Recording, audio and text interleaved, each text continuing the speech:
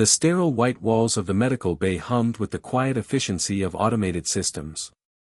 Dr. Elena Vasquez approached the containment pod with measured steps, her breath fogging slightly in the artificially cooled air. Through the transparent aluminum barrier, she observed her patient, the first living extraterrestrial specimen humanity had ever encountered. The being was humanoid but distinctly alien. Her skin held an opalescent quality that shifted between silver and pale blue under the harsh laboratory lights. Where humans had hair, delicate crystalline filaments cascaded from her scalp, refracting light into prismatic patterns. Her eyes were larger than human proportions would suggest, a deep violet that seemed to hold the depth of nebulae. "The neural interface is ready, Doctor," announced her assistant, Marcus Rivera, as he calibrated the translation matrix.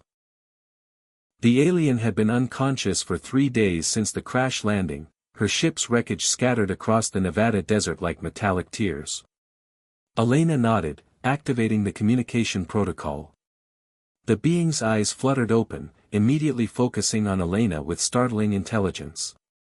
When she spoke, her voice was melodic but carried an undertone of profound exhaustion that the translation system couldn't quite capture.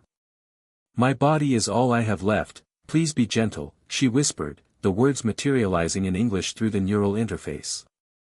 Elena felt her scientific detachment waver. This wasn't the aggressive invader that military briefings had prepared her for. This was a sentient being, clearly traumatized and vulnerable.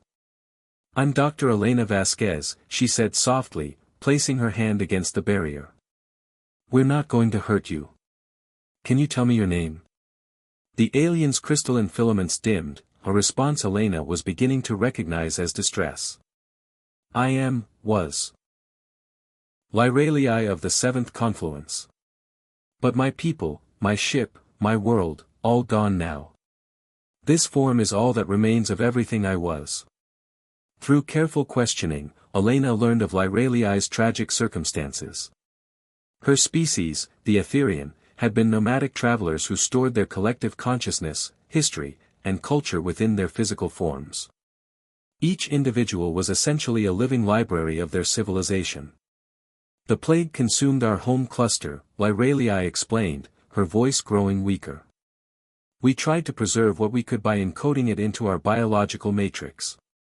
I carry within me the songs of 10,000 generations, the scientific discoveries of 1,000,000 years, the love stories of countless souls. But the encoding process, it's breaking down my cellular structure." Elena's heart raced as the implications became clear. This being wasn't just an alien, she was the last repository of an entire civilization's knowledge and culture.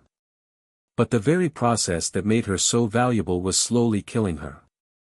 "The crash damaged my ship's life support systems," Lyralii continued. "I have perhaps days before the encoded memories begin to corrupt and take my body with them. I came to your world hoping your scientists might find a way to preserve what I carry, even if I cannot be saved." Elena exchanged glances with Marcus, both understanding the magnitude of what they faced.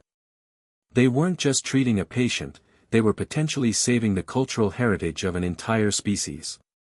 "We'll do everything we can," Elena promised, her mind already racing through possibilities. "But we'll need to understand your biology, your encoding process. Will you trust us?" Lyralii's large violet eyes fixed on Elena with a mixture of hope and resignation.